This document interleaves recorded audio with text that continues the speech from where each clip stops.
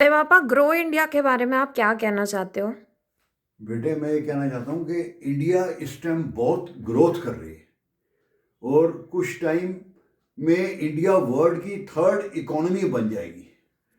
काफ़ी industry India में लग रही हैं।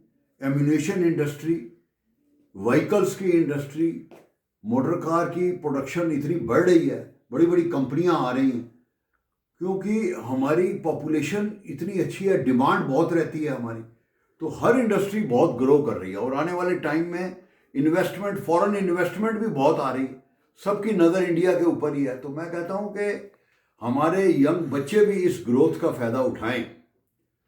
सबसे पहले तो मैं बच्चों को ये कहना, यंग जनरेशन को ये कहना चाहता हूँ कि अपनी अर्निंग्स का 25-30% जरूर सेव करें। ये हमारी जनरेशन से इस चीज़ की हैबिट को जरूर ग्रहण करें अपनी हमारी जनरेशन से, कि हमें शुरू से ही सेविंग्स की बहुत आदत है। और ये सेविंग्स जो हैं वो एक, इंडिया को भी सेविंग्स ने ही बचाया है। वर्ल्ड में जब भी मंदे आए हैं, बड़े बड़ी कंट्री आई हैं, तो इंडिया सिर्फ अपनी सेविंग्स के कारण ही, हाउस होल्ड लेडीज़ को सेविंग की बहुत आदत है। तो ये मैं सेविंग की हैबिट अपने यंग बच्चों को कहता हूँ कि जरूर रखें। और फिर उसके बाद इस सेविंग्स को इन्वेस्टमेंट, अब इन्वेस्टमेंट किस में? इन्वेस्टमेंट एक तो है, चलो जी फिक्स डिपॉजिट में करते हैं, ठीक है, कुछ पार्ट रखें फिक्स डिपॉजिट, ज़्यादा पार्ट इस टाइम के ऊपर क्योंकि इंडिया ग्रो कर रही है। म्यूचुअल फंड्स में करें, म्यूचुअल फंड्स की ग्रोथ जो है। लेकिन एक चीज़ का ख्याल रखना है कि म्यूचुअल फंड्स में जो भी आपने इन्वेस्ट करना है वो not less than 10 years, it should be long term investment. तभी आपको उसकी ग्रोथ का फायदा मिलेगा। और 12% इन्वेस्टमेंट से आपको कम से कम 12%, 12% जो है अर्निंग्स होगी। 12% का मतलब है कि आपका पैसा 5 years में डबल हो जाएगा।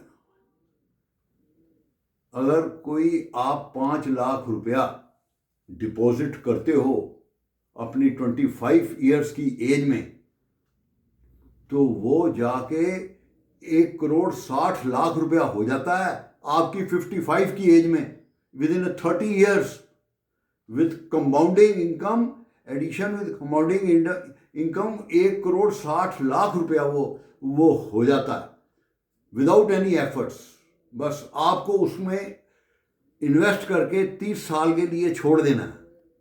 ठीक है, आप विड्रॉ कर सकते हैं बीच में आपको जरूरत पड़े, लेकिन 55 साल की उम्र में आपके पास वो 5 लाख का 1,60,00,000 हो जाए।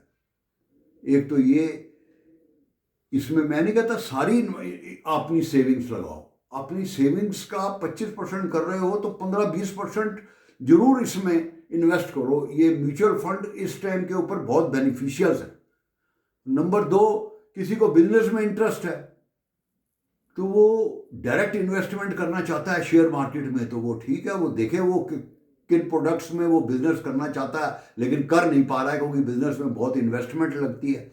तो वो उन प्रोडक्ट्स की, उन कंपनियों की स्टडी करे, स्टडी बेस के ऊपर उन कंपनियों की, जिन प्रोडक्ट की उसको नॉलेज है, उन कंपनियों की स्टडी करे, उनमें अपना इन्वेस्टमेंट करे, डायरेक्ट इन्वेस्टमेंट करे, वो भी लेकिन लॉन्ग टर्म के लिए। You should invest your money which you can spare it at least for 5 to 10 years. तो उससे वो ग्रोथ, इस ग्रोथ का, इंडिया ग्रोथ का फायदा यंग जनरेशन को जरूर लेना चाहिए। और जितना पैसा हमारा कैपिटल मार्केट में जाएगा उससे हमारी कंट्री को भी, मैं कह रहा हूँ, बहुत फायदा है। उसमें जो हमारी डिपेंडेंस है फॉरेन इन्वेस्टमेंट की, जो हमारे शेयर्स मार्केट में डिपेंडेंस है, वो भी अब तो बहुत कम हो गई है। वैसे अब उनका एग्जिट और एंट्री से कोई ज़्यादा फर्क नहीं पड़ता, लेकिन फिर भी कुछ फर्क पड़ता है। जो को डाटास वाले कहते हैं कि 5-7% और अगर इन्वेस्ट इंडियंस का हो जाए शेयर मार्केट में म्यूचुअल फंड के द्वारा, तो उनका एग्जिट का, वो जब एग्जिट करते